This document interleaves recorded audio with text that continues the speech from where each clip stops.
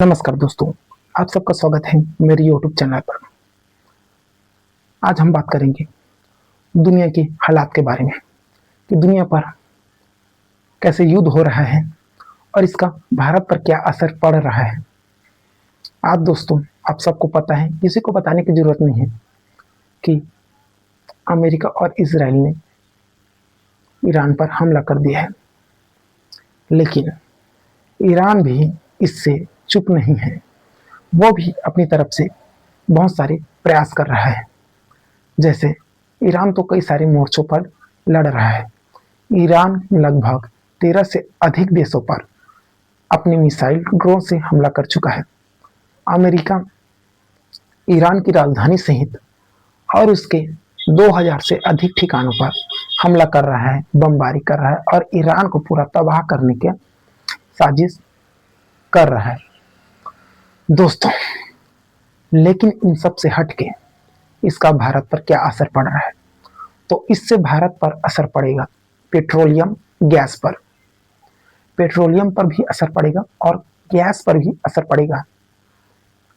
हमारा जो 55% से अधिक पेट्रोलियम है वो आता है खाड़ी देशों से और लगभग 28-29% हमारा रूस से आता था, जो बीच में बंद हो चुका था और अभी फिर से रूस से लेने की प्लानिंग है। और ईरान अपना कहता है कि जहां से पेट्रोल आने का रास्ता है, जहां से समुद्री जहाज आते हैं, उस रास्ते को ईरान पूरी तरीके से ब्लॉक करना चाहता है और ब्लॉक भी कर दिया है। ईरान ने धमकी दी है कि अगर किसी का भी समुद्री जहाज उसके इलाके में आता है या फिर हार्मुज की खाड़ी से गुजर के जाता है तो उसे आग लगा दिया जाएगा। भारत के पास सरकारी आंकड़ों के मुताबिक 20 से 25 दिन का पेट्रोलियम और गैस भंडार मौजूद है। लेकिन यह युद्ध कितने दिनों तक चल पाएगा, यह कह पाना अभी तक बहुत मुश्किल है। भारत की प्लानिंग अब तक यह है कि वो रूस से दोबारा जो तेल है, पेट्रोलियम गैस है, उसे खरीदने की प्लानिंग कर रहा है। और इसी के और आगे देखें तो आप सबको पता है कि ईरान का सुप्रीम लीडर खामनेई की मौत तो हो चुकी है। युद्ध के दूसरे दिन ही खामनेई की मौत हो चुकी है। लेकिन इस पर भारत सरकार ने, मोदी सरकार ने क्या टिप्पणियां की? कुछ टिप्पणी नहीं की। यहां तक कि जो समुद्री जहाज है, जो वारशिप है ईरान का, वो भारत से परेड करके जा रहा था। कहां से? इंडियन ओशन से।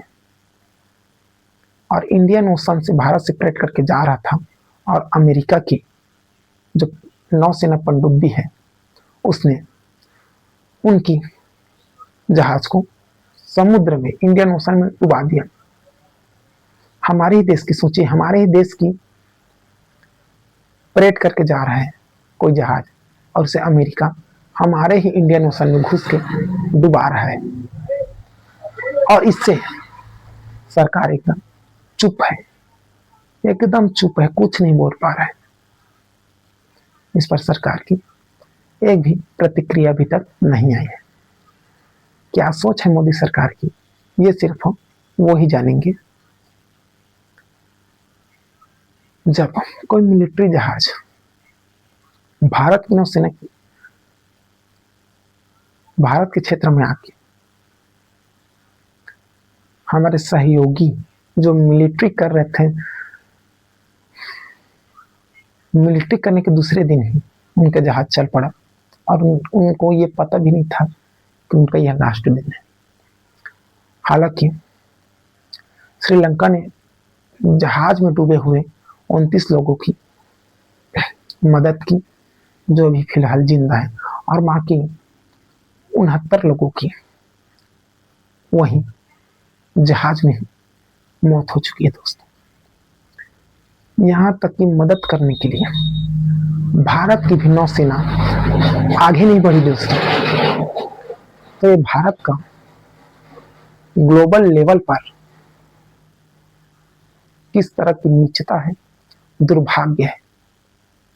भारत कहता है अपने आप को विश्व गुरु। भारत आज विश्व गुरु है बोलते हैं, या खाक के विश्व गुरु हैं। अमेरिका के खिलाफ एक शब्द आवाज नहीं उठा पाते हैं। अमेरिका कह रहा है कि हमने 30 दिन के लिए रूस से भारत को तेल लेने के लिए मंजूरी दे दी है। तो आप ये बताइए कि अमेरिका कौन होता है जो भारत का निर्णय लेगा, भारत कहां से तेल लेगा ये डिसाइड करने वाला। क्या हमारा जो निर्णय है उसे अमेरिका लेगा? हमें किससे तेल खरीदना है किससे नहीं खरीदना है उसका निर्णय अमेरिका लेगा, डिसीजन अमेरिका लेगा या फिर भारत की सरकार लेगा? तो ये दुर्भाग्य है हमारे देश का। आज मोदी जी एक शब्द नहीं बोल पा रहे हैं, ना अमेरिका के खिलाफ ना इजराइल के खिलाफ। युद्ध के दूसरे दिन ही इजराइल ने भारत को धन्यवाद बोला, मोदी को धन्यवाद बोला कि इस युद्ध में हम लोगों का साथ देने के लिए धन्यवाद मोदी जी। आपने इस विषय में हमारा साथ देकर बहुत अच्छा किया। सोचिए, इस तरह की विदेश नीति है हमारी प्रशासन सरकार की। तो ये हमारे देश भारत का दुर्भाग्य नहीं तो और क्या है। तो दोस्तों, ऐसे ही युद्ध पर मैं और अपडेट लाता रहूंगा।